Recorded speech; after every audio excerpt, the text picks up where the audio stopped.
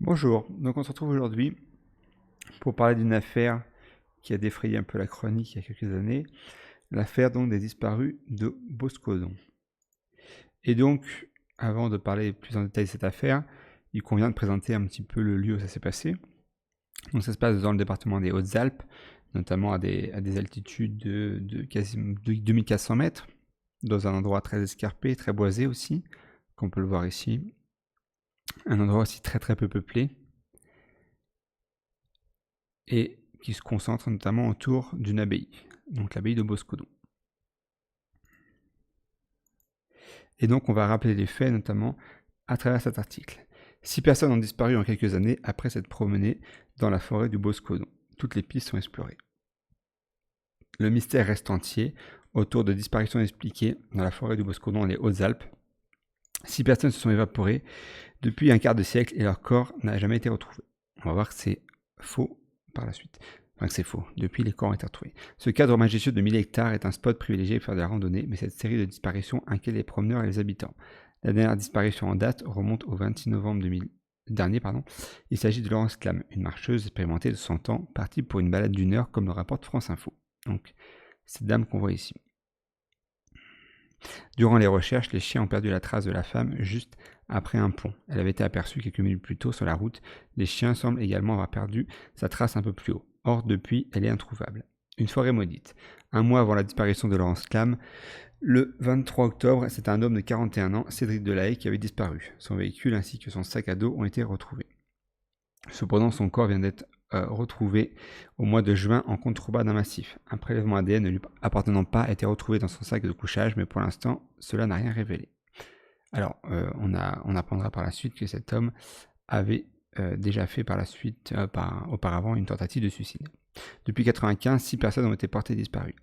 Monique Thibert, 60 ans, a disparu le 2 juin 2015 au détour d'un virage. Ses amis qui l'accompagnaient ne l'ont plus vu. Et Marie-Christine Camus, 62 ans, n'a plus donné signe de vie depuis le 25 décembre 2016. La piste criminelle n'est pas écartée. Le corps de Cédric Delahaye a été retrouvé en juin et un autre corps, celui d'une femme dont les analyses sont en cours, a été découvert mi-juillet. Les ossements encore en cours d'identification ont aussi été prélevés. Les analyses vont peut-être permettre de connaître les raisons de la mort de ces 3 personnes et d'identifier les 2 dont on ignore encore l'identité. Suicide, accident ou crime, les avis sont partagés. Les pistes explorées, même si les enquêtes ne donnent rien pour le moment. Les habitants des alentours, eux, sont partagés, même si tous conviennent qu'il y a un mystère et parlent de disparitions inquiétantes. Jean-Pierre Gandois, le maire de Crotz, petite commune à proximité de cette forêt, déclare qu'une petite psychose s'est mise en place depuis quelques temps. Le parquet de Gap, donc la ville la plus proche, la grande ville la plus proche, ne privilégie pas la piste criminelle et n'a pas voulu lier les affaires entre elles. Donc on va voir maintenant 2 vidéos, notamment la vidéo où le maire intervient pour parler un peu, pour évoquer cette psychose, et ensuite la vidéo donc du conjoint d'une disparue qui ne croit pas à la piste accidentelle. Et si on revient un petit peu, on va aussi voir qu'il y a eu auparavant d'autres disparitions. Donc on voit qu'il y a eu une disparition en 1995 d'une femme, dont le corps a été retrouvé le lendemain. La disparition en 2015 de Monique Thibert, 65 ans. La disparition de Marie-Christine Camus, 62 ans, en 2016. Un SDF allemand en 2018, dont le corps a été retrouvé. Cédric Delahaye, dont on a parlé précédemment, qui lui est disparu en 2020 et dont le corps a été retrouvé en 2021. Et peu de temps après, Laurence Bouilly, donc épouse Clam, 60 ans, qui disparaît et dont les ossements sont retrouvés le 19 juillet 2021. Donc on voit quand même qu'il y a des disparitions en 2020, 2 disparitions en 2020, et dont les corps sont retrouvés globalement en même temps, juillet 2021 et 19 juillet 2021. Après, ce qui pencherait pour une piste accidentelle, c'est la nature du terrain et aussi le fait que c'est une région qui accueille un fort tourisme. Je crois qu'on parle de 50 000 touristes randonneurs par an et que depuis 1995, il n'y aurait eu que 6 disparitions. Disparitions dont la majorité des corps ont été retrouvés. Et on va quand même voir maintenant ces 2 vidéos donc, qui traitent un petit peu de l'affaire et du traitement de l'affaire et surtout des différentes théories. C'est l'un des massifs les plus fréquentés de la région des Hautes-Alpes. Des milliers de randonneurs y viennent chaque été. Mais depuis quelques années, une série de disparitions vient troubler la quiétude de ces lieux. La dernière s'est produite le 26 novembre dans la forêt de Boscodon. L'épouse d'Éric Lame aurait été aperçue sur cette route. Lors des recherches, les chiens des gendarmes s'arrêtent à 2 endroits, puis perdent sa trace. Saint-Hubert s'arrête a priori derrière, un petit peu après le pont, et fin de la piste pour lui. On peut tout imaginer. On peut absolument tout imaginer. Voilà. Donc si effectivement mon épouse est allée jusque là-haut, là où le deuxième chien va marquer, voilà, où est-elle? Le jour de sa disparition, Laurence Clam, qui vit dans le village voisin, était partie se promener pour une petite heure.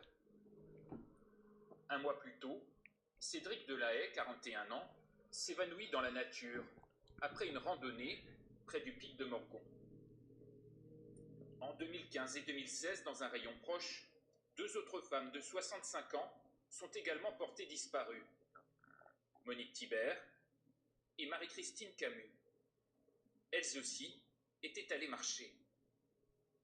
On est sur la même vallée. C'est un même accès routier. Et il y a 3 personnes qui disparaissent sur le même versant. Dans des circonstances inexpliquées, quoi. Inexpliquées. Au pied du domaine, dans le village, les habitants sont partagés. S'agit-il d'une série de suicides ou d'accidents? Il y a peut-être un peu des deux, hein. Il y a peut-être un accident ou un accident. Moi, je pense que c'est les promeneurs qui se sont perdus et qui ont eu un accident, tout simplement. Hein. Il y a peut-être une part, un petit pourcentage d'accidents. Après, le reste, c'est quand même mystérieux, quoi. Je vais plus me promener là-haut toute seule. Pourquoi? Bah, ça fait peur. Certains s'imaginent le pire, la présence d'un criminel dans les montagnes. Au bout de plusieurs disparitions, on peut se dire qu'est-ce qui se passe, et puis après, vite, on part sur des hypothèses, tiens, un tel, il est un peu bizarre, enfin voilà. Hein. Vous avez déconseillé aux gens de se rendre... Bah oui, parce qu'il y avait une espèce de petite psychose qui se mettait en place. Comment expliquer par exemple qu'une randonneuse expérimentée comme Monique Thibert disparaisse le 2 juin 2015 sans l'intervention d'un tiers?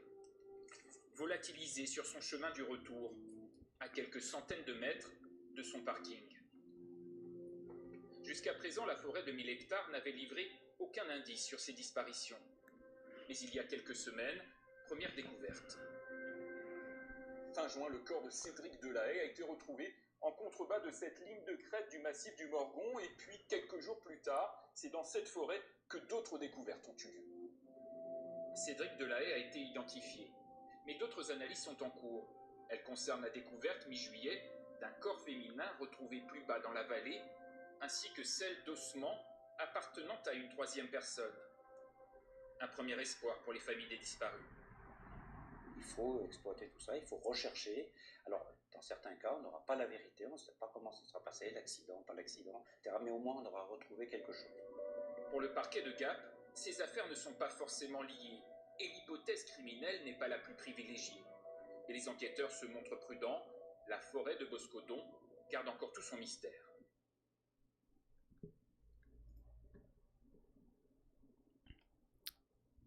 Donc on va maintenant voir une vidéo un petit peu plus fournie, fouillée. Celle qui concerne le mari, donc maintenant le veuf de Laurence Clam, et justement qui pointe certaines incohérences. Il est environ 10h45 ce matin-là, quand Laurence Clam décide de partir seule, se promener. Selon son mari, elle lui explique vouloir aller à l'oratoire, une petite chapelle isolée, située à quelques centaines de mètres de chez eux. Elle sera de retour pour le déjeuner. Mais Laurence ne reviendra jamais. Le jour même, la gendarmerie entame les recherches. Pour retrouver sa trace, l'un des meilleurs chiens pisteurs de France est dépêché en urgence. Pour l'animal, la piste de Laurence s'arrête ici, sur le pont du Marquisat, à 1 heure de marche de l'oratoire où elle devait se rendre. A priori, si le chien s'arrête, c'est que pour lui, il n'y a plus de piste. Soit Laurence n'est plus à pied, soit elle s'est arrêtée là Elle a pu être emmenée par un véhicule. Dans les jours suivants, d'importantes battues sont organisées, sans résultat. Alors les enquêteurs font appel à un second chien d'élite. Lui marque cette fois-ci encore plus loin, à près de 2 heures de marche de l'oratoire.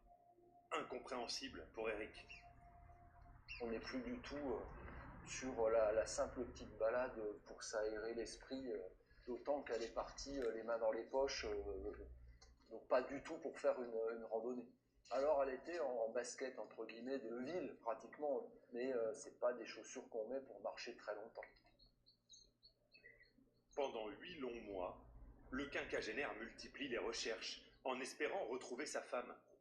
Mais cet été, tout espoir s'arrête. Jusqu'au dernier moment, j'ai imaginé qu'elle pouvait encore être en vie. Donc ouais, le deuil, il a commencé réellement le 25 août. Si on peut parler de faire son deuil, parce que pour moi, ça ne veut pas dire grand-chose, tout ça. C'est compliqué. Compliqué. D'autant plus que la découverte du corps par des gendarmes n'apporte aucune réponse à ces questions. Bien au contraire. Sa dépouille a été retrouvée très loin des lieux où les 2 chiens ont perdu sa trace. Et à 200 mètres seulement de l'oratoire. Un secteur pourtant fouillé par les gendarmes et par Eric lui-même dès le lendemain de sa disparition. Les autorités privilégient la thèse de l'accident, mais lui, qui est guide de montagne, en doute. Avec sa femme, ils connaissent parfaitement la zone. Une zone, par ailleurs, peu dangereuse, selon Christophe Bernard, responsable à l'Office national des forêts. Voilà l'exemple d'un petit belvédère aménagé, vous voyez, donc là effectivement il y a un point qui peut être dangereux pour le public, si on s'approche trop il y a un petit précipice. Donc dans nos missions, ben voilà, on a installé une petite rambarde voilà, pour garantir un peu la sécurité des gens. Sur les près de 50 000 visiteurs que compte le site chaque année, les secours n'interviennent en moyenne que 5 fois. Il n'y a pas beaucoup d'accidents qui se produisent ici. Souvent c'est de la bobologie, des enfants qui vont tomber, qui vont se faire mal aux genoux, enfin s'écorcher, mais c'est pas un lieu accidentogène quoi. Tout ça est assez étrange quand même. Oui, je vous rejoins là-dessus. De quoi laisser les familles des disparus avec toutes leurs questions. Ça c'était, quel était, c'était,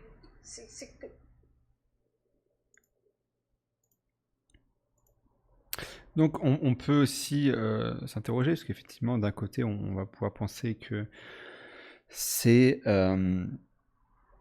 normal que dans des zones escarpées, de montagne, etc., en altitude quand même de 1500 mètres, il y a des accidents, surtout voilà, 6 disparitions morts depuis 1995, ce qui n'est pas énorme non plus, et pour quand même 50 000 personnes par an, ce qui fait à peu près 500 000 personnes en 10 ans, donc en 20 ans 1 million de personnes, donc un peu plus d'1 million de personnes, et seulement 6 disparitions, 6 morts. Mais d'un autre côté, effectivement, il y a des questions qui se posent, que 2 des cas, c'était des randonneuses averties, et le monsieur là qui donc est un guide de montagne, enfin les deux, le mari et le monsieur qui est guide de montagne, ou qui est, je sais plus comment ça s'appelle, ce sera pas garde champêtre, mais qui est, en gros, qui intervient en montagne justement pour la sécurité des randonneurs, aurait tendance à dire que généralement les 5 interventions qu'ils font à l'année de secours, c'est plutôt pour des petites blessures. Donc effectivement, ça serait assez étonnant aussi de la part de randonneurs ou de randonneuses avérés, enfin comment dire, aguerris, d'un accident. Surtout, il y a Laurence Clam, elle vivait juste à côté. Il me semble qu'elle vivait vraiment très très peu loin du massif. Donc un massif qu'elle devait quand même relativement bien connaître. Bon, après j'ai pas de réponse. C'est un sujet que j'ai vu il y a pas longtemps, qui m'a intéressé, qui m'a un petit peu interpellé, donc j'ai un petit peu fouillé à droite à gauche.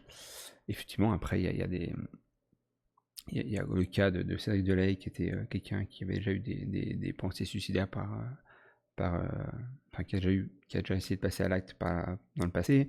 Je crois qu'il y avait aussi un SDF allemand, donc des personnes qui peuvent être fragiles psychologiquement, ou dans ce cas-là, la piste du suicide peut être évoquée, plausible.